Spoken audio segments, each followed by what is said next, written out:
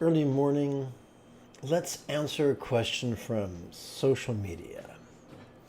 This is Lama Jigme Gyatso of the Buddha Joy Meditation School. Welcome to Meditate Like a Jedi.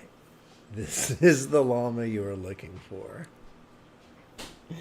This morning, we could chant and meditate and enjoy a lesson or two.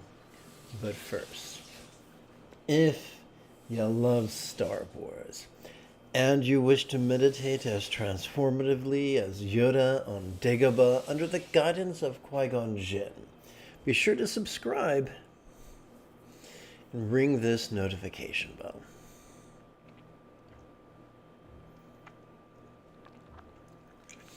If at any point during this morning's live stream you have a question about Buddhist meditation or philosophy or even chanting, there's no need to be bashful.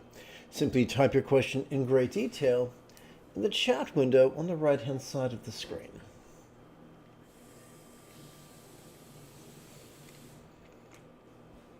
Approximately 53 minutes ago, Hippo Professional 806 asked a question.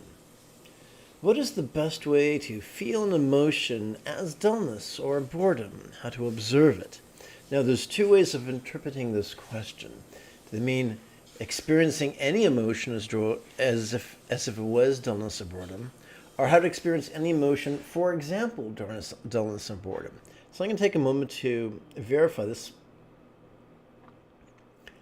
I want to know if I'm observing it in the right way. Now, this is an excellent, excellent question.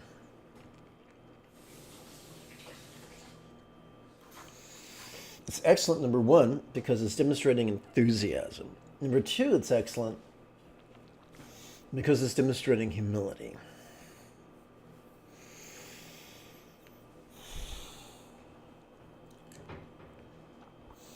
Most of us were raised in cultures where, according to the philosopher Lao Tzu, we were living by yang sensibilities.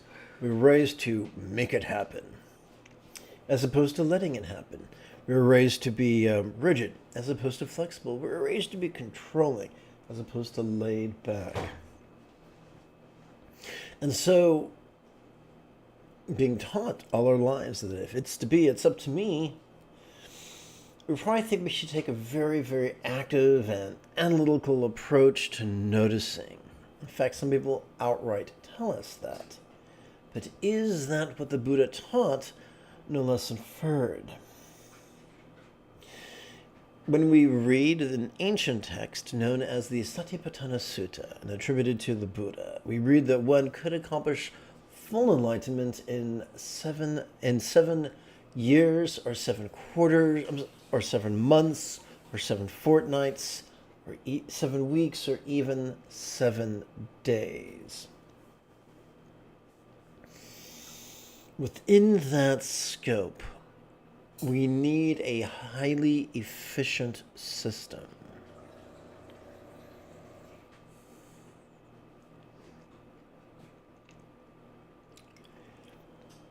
A system that was inferred in the Anapanasati Sutta as the 7 enlightenment factors. Yes, including mindfulness and curiosity, but also including energy, joy, tranquility, collectedness, and balance. I would propose to you that through a quirk of evolutionary biology, every healthy vertebrate life form on this planet has evolved an autonomic nervous system, which is frightfully efficient. As we breathe in, we automatically access our sympathetic nervous system, which is wired to observe. Observe what? Observe sights, sounds, sensations, flavors, scents, and the like, but also to observe emotions, intentions, thoughts, memories, and imaginings, and to do so vulnerably, passively, viscerally, and randomly. Remember, this survival mechanism evolved before our prefrontal cortex. But wait, there's more. Every time we exhale, whether we know it or not, we access our parasympathetic nervous system, which is wired for both physical relaxation and mental release. We are born essentially with a factory-installed therapist.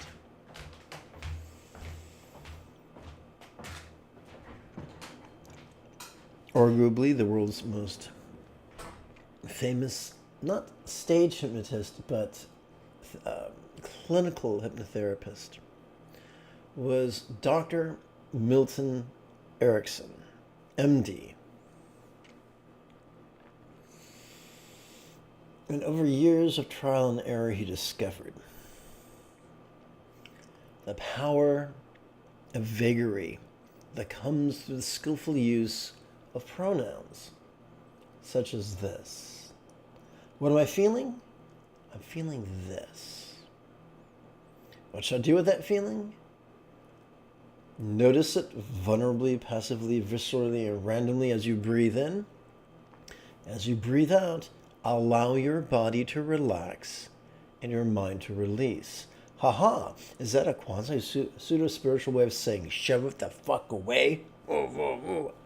No, and don't make orc faces.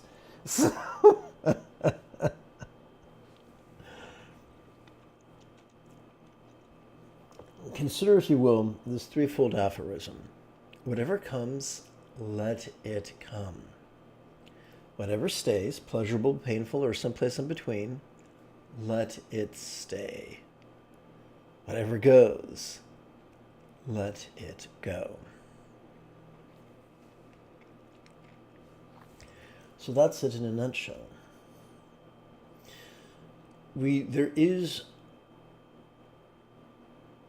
Whenever we breathe in, our experience is this. External or internal, physical or mental, pleasurable or painful, interesting or boring, glorious or grotesque. It is this. It might be one singular experience sharpened to crystal clarity. It may be a multitude of blurry, indistinct experiences. It doesn't matter. It's this. You might say, if we have a fully functional autonomic nervous system, then why do we need to meditate? To align our intention with our factory-installed systems. One of the great ironies of evolution is the more complex a life form becomes, especially neurologically, least likely it is to live in harmony with its most fundamental systems. We are correcting that by meditating.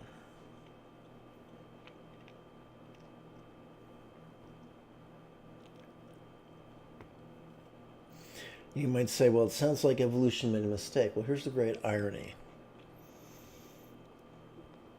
Evolution is myopic. It only selects for that which directly and indirectly supports reproduction. That's how the feedback loop of natural selection works. Whatever attributes an organism has, if it doesn't support reproduction, those traits are not passed on to the next generation. Because of the feedback loop of natural selection, the only traits that are passed on are the ones that are done so through reproduction. Ironic, is it not?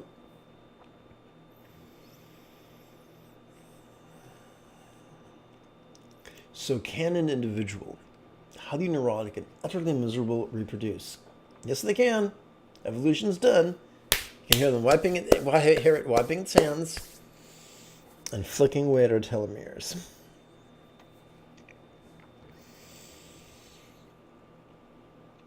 We get to have our own version of Return of the Jedi.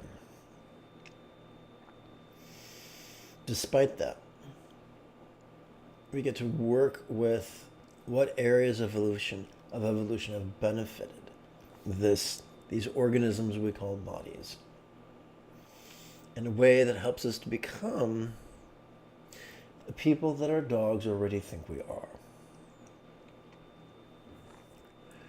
Before we start our practice proper, let's spend one moment for housekeeping. If you find any benefit from my explanations or guided meditations, please consider, with your assistance, this channel could come to support the next generation of nuns, monks, yogis, lamas, as well as brick-and-mortar meditation centers, each replete with a resident teacher and their apprentice. That sounds pretty cool, and you'd like to help out, even for as little as the cost of 1 cup of coffee a month. Just take your smartphone's camera and capture this QR code, or if you're old school, scroll down and click one of the donation links in the description area below the video.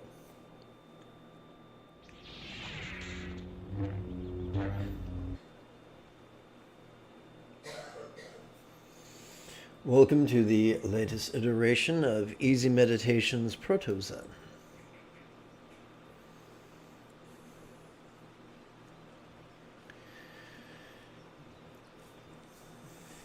One moment.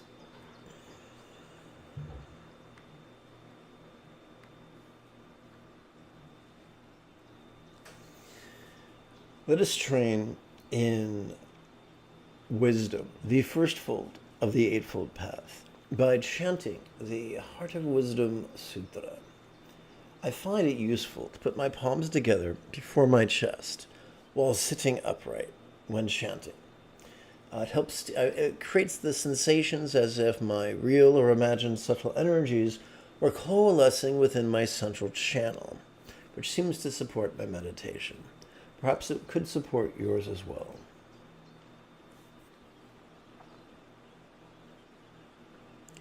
Well, that's really weird. Huh. The noble Avalokiteshvara Bodhisattva, while practicing the deep practice of Prajnaparamita. Avalokiteshvara is the real or imagined archetype of enlightened compassion. Prajna means wisdom, paramita means perfection thereof. So this is about giving us tips to master the path of noticing and releasing in the most beneficial way.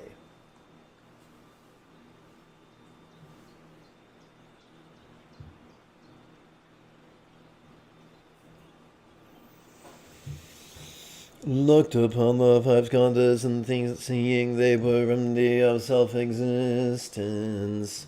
Skandhas could translate as aggregates, and the 5 aggregates are just one of many ways of labeling our present moment experience. Don't get too attached to the minutiae of that. What is interesting is the word empty, which is going to appear approximately 9 times in this text. The rigid view emptiness.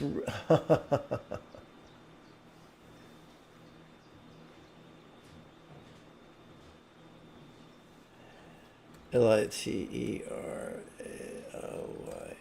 The rigid view emptiness literally and gets stuck in either pseudo-intellectual skullduggery or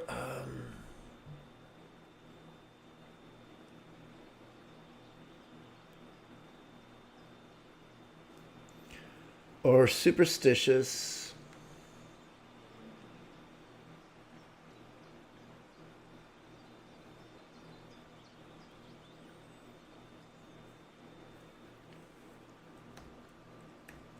blind faith. Whereas the flexible are open to the possibility that emptiness could be figurative. By the way, if you just joined us, welcome. When you have questions, there is no need to be bashful. Simply type your questions in great detail in the chat window on the right-hand side of the screen. When I say questions, I mean those about Buddhist meditation, philosophy, or even chanting. As our parasympathetic nervous system helps us to physically relax into each exhalation, our experience of that which we perceive during each inhalation, thanks to how our sympathetic nervous system works, thanks to our sympathetic nervous system, could feel as non-graspable as a vast empty void.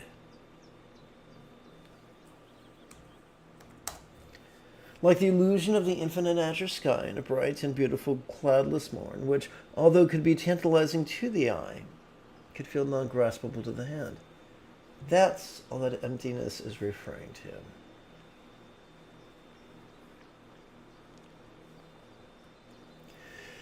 Said he Shari Buddha, form as emptiness, emptiness is form. Form is not separate emptiness is not separate from form, form is not separate from emptiness. Whatever is form is empty, but emptiness, whatever is emptiness is form. The same holds for sensation, perception, memory, and consciousness. So, we perceive in our in-breath, we let go in our out-breath. Here Shadi Pudra, all dharmas are defined by emptiness, not by birth or destruction, purity or defilement, completeness or deficiency. Therefore, Shadi Pudra, in emptiness there is no form, no sensation, no perception, no memory, and no consciousness. So we just introduced something new into the mix. Which we're going to play with 22 times. For there is nothing perceived by our sympathetic nervous system during our inhalation that cannot be released, at least to a certain degree, during our parasympathetic nervous system's exhalation. That's it. Whatever we notice, we can release.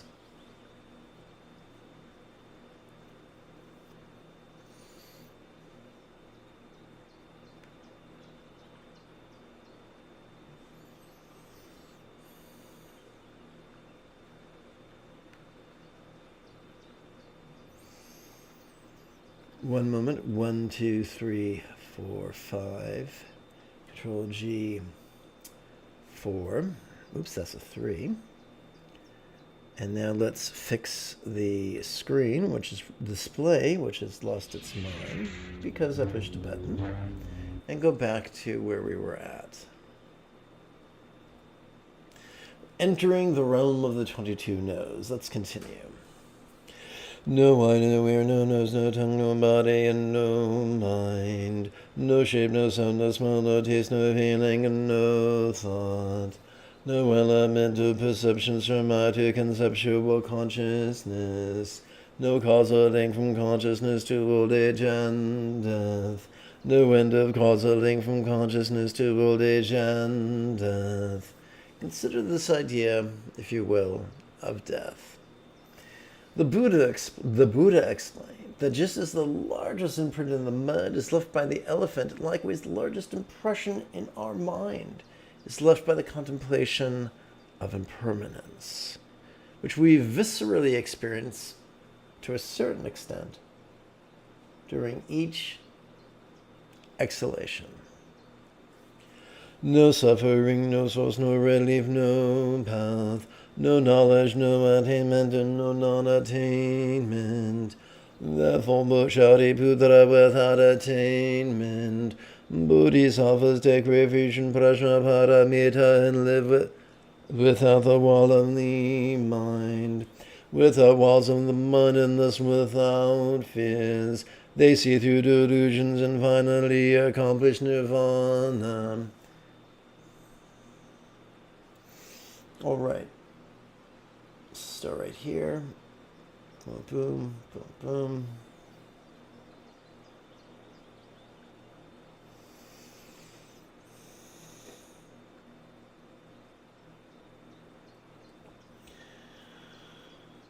by noticing the walls of our metaphoric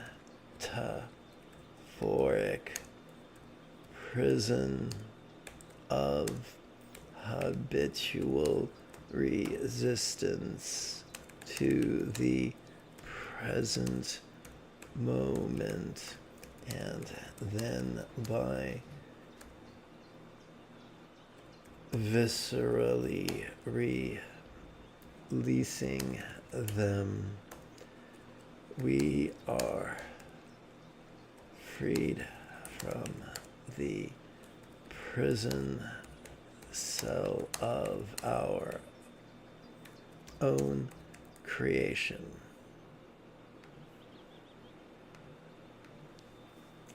Now let's consider this word, nirvana.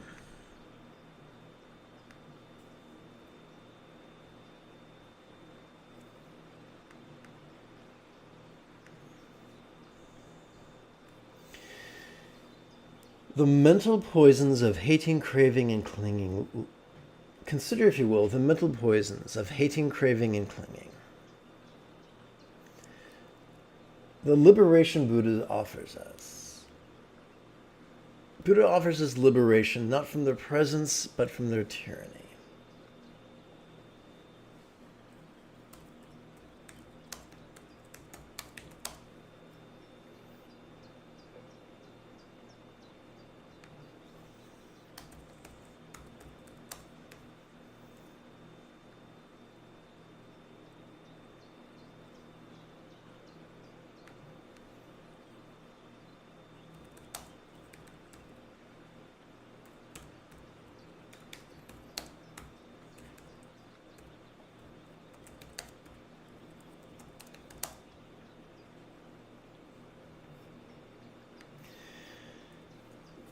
All Buddhas, past, present, and future, also take refuge in Prajnaparamita and realize unexcelled perfect enlightenment. So let's consider enlightenment, if you will. The Buddha taught an eightfold path, wherein we contemplate letting go's right view of reality, we contemplate love's right wishes, we practice kindness's right communication, kindness's right conduct, and kindness's right commerce, wherein we try not to be either a Karen or a Chad. We enthusiastically practice right mindfulness of noticing and right meditation of release. What if enlightenment was nothing more than, what if being a bodhisattva was simply a matter of practicing this eightfold path? And what if being a Buddha was simply mastering this eightfold path? Or in other words, practicing this eightfold path spontaneously, habitually, easily, and effectively. Whoops, pushed the wrong button. That's always exciting. Okay, let's continue. It really feels warmer now. What's going on?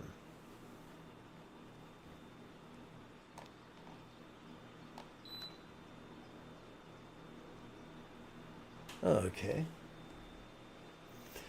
Therefore you should know the great mantra of Prajnaparamita, the mantra of great magic, the unexcelled mantra. This path of vulnerably, passively, viscerally, randomly noticing during each inhalation, as well as physically relaxing and mentally releasing during each exhalation, is as beneficial as a magical mantra of lore. The mantra equal to the unequal, which heals all suffering and is true, not false. The mantra in Prajnaparamita is spoken thus: Gate gate bada sam gate bodhi swaha. Now let's do a quick edit because that's how I roll.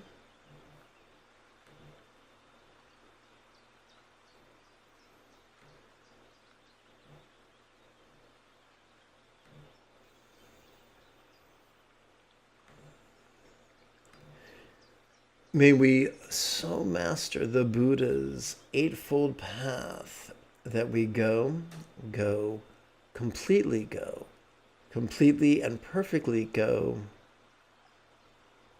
to enlightenment.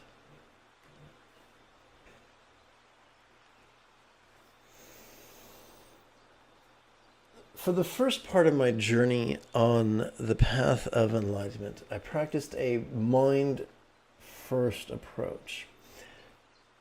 After a while, I practiced a body-first approach. Take care of the body, and the automatic systems of the mind will just click into place. So we're going to play with this right now. I call it the physically oriented practice of just sitting, which is popularized by the Soto sect of Zen. As we're going to use diaphragmatic breathing to effortlessly induce perfect posture. Now, although that is a useful method, that label is a bit ungainly. So we're going to condense it into 3 syllables. Dia tall. Dia refers to our diaphragm. With each inhale, we can feel our diaphragm right below our ribs distend. And with each exhalation, as we relax, we can feel our diaphragm, or the low region, our breadbasket below our rib cage, to flatten, or at least relax. So as we silently and mentally recite Dia Tal, relaxing, we sit here. And we enjoy the show, for we are wired to notice things. We will notice all sorts of things. We will notice sights, sounds, sensations, flavors, scents, and the like. We will notice emotions, intentions, thoughts, memories, and imaginings. And there is no need to label them. We will notice the external and the internal, the physical and the mental, the pleasurable and the painful, the interesting and the boring, the glorious and the grotesque.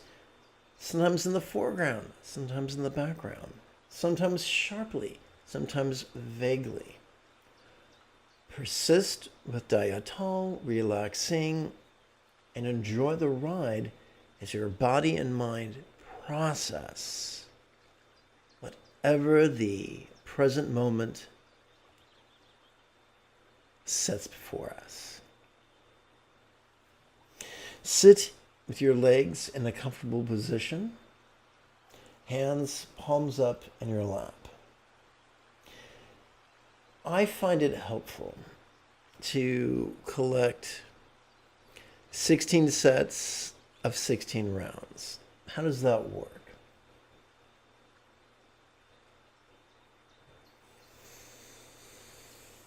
Consider, if you will, the anatomy of a round. There is an in-breath followed by an out-breath, and we can count them on the creases and tips of our left fingers. During each in-breath, and only on the in-breath, advance your thumb. Now, of course, I'm going to speed this up. During the first in-breath, second in-breath, third in-breath, fourth, 8th, 12th, 16th. So we can count on the creases and tips of our left hand. On our right hand, rather than counting rounds, we can count sets of 16. First set of 16 rounds, second set of 16 rounds, third set of 16 rounds. Count 16 sets of 16 rounds, and you've counted 256. So this is what I call a fun, easy, Iron Age way of counting. Because no thief can steal nor confiscate your fingers.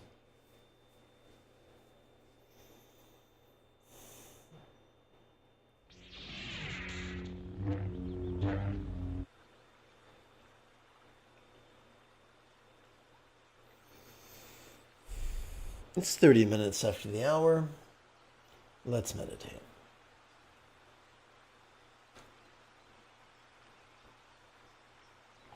Listen, your body evolved pain receptors to help you survive. If you are in pain, make subtle adjustments to your posture. Don't make the mistake I did and develop bone spurs and torn lining and all sorts of arthritis because I didn't have the wisdom to listen to my body.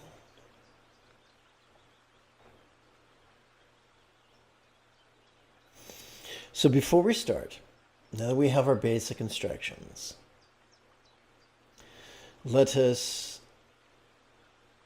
try not to lurch, keeping the distance between our left ear and our left shoulder the same distance as that between our right ear and our right shoulder, keeping our nose in alignment with our navel. Let's bend to the left, let's bend to the right. Let's take a ridiculously intense, let's do one round of insanely intense breathing.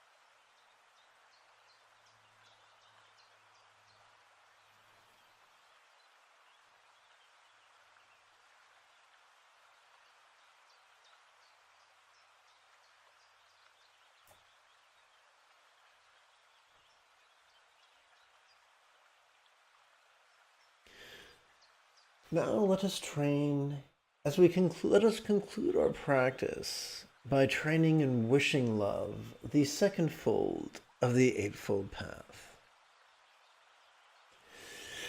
May I, like the moon, master the Eightfold Path as well as liberate all others.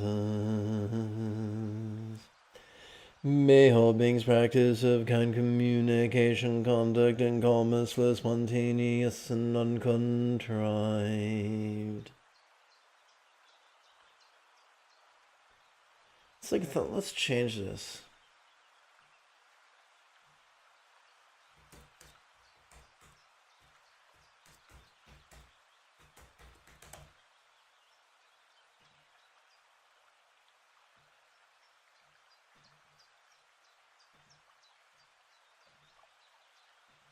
And let's take it from the top.